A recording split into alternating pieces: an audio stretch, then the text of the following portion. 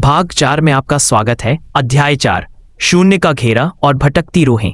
साहसी अब बरमूडा त्रिकोण के उस अंतिम घेरे में प्रवेश कर चुका था जहां दुनिया के सारे तर्क और विज्ञान दम तोड़ देते हैं।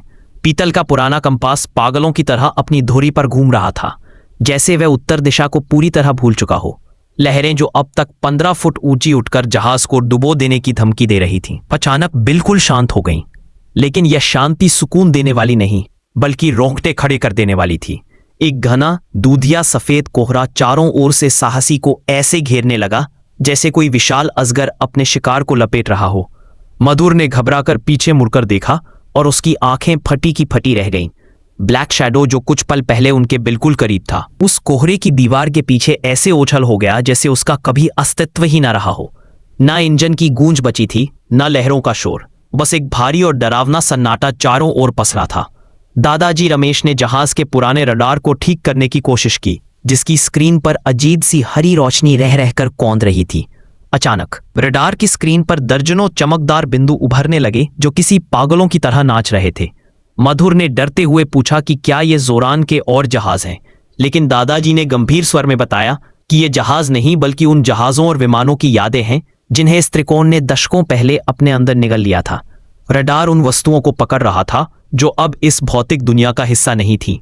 तभी रेडियो के कर्कश शोर के बीच से एक साफ आवाज उभरी जो मधुर का नाम पुकार रही थी। वो आवाज किसी पुरानी मशीन की गूंज जैसी थी जो मधुर से कह रही थी कि वो आगे आए क्योंकि नक्शा अभी अधूरा है। मधुर के हाथ कांपने लगे जब उसने देखा कि मेज पर रखे पुराने नक्शे के अक्षर अचानक सुनहरी रोशनी में चमकने लगे हैं। नक्शे पर एक गुप्त और नया रास्ता उभर रहा था जो उन्हें बहाव की खाई के भी पार एक अनजान दिशा की ओर ले जा रहा था। ठीक उसी समय सामने कोहरे की चादर थोड़ी छंटी और एक ऐसा दृश्य दिखा जिसे देखकर मधुर के होश उड़ गए। समुद्र की शांत सतह से कुछ फीट ऊपर दूसरे विश्व युद्ध के समय का एक पुराना लड़ाकू विमान हवा में बिना किसी सहारे के स्थिर लटका हुआ था। उसका ढांचा जर्जर था और पंख टूटे हुए थे, लेकिन वह न तो डूब रहा था और न ही गिर रहा था। दादाजी ने चिल्लाकर मधुर को आगाह किया कि वे अपनी आंखें बंद कर ले, क्योंकि यह कोहरा आंखों को वह भ्रम दिखाता है जो इंसान देखना चाहता है ताकि वह अपना रास्ता भटक जाए। दादाजी ने मधुर को निर्देश दिया कि अब उसे केवल अपने दिल की धड़कन और नक्शे की उस अलौकिक चमक पर भरोसा करना होगा।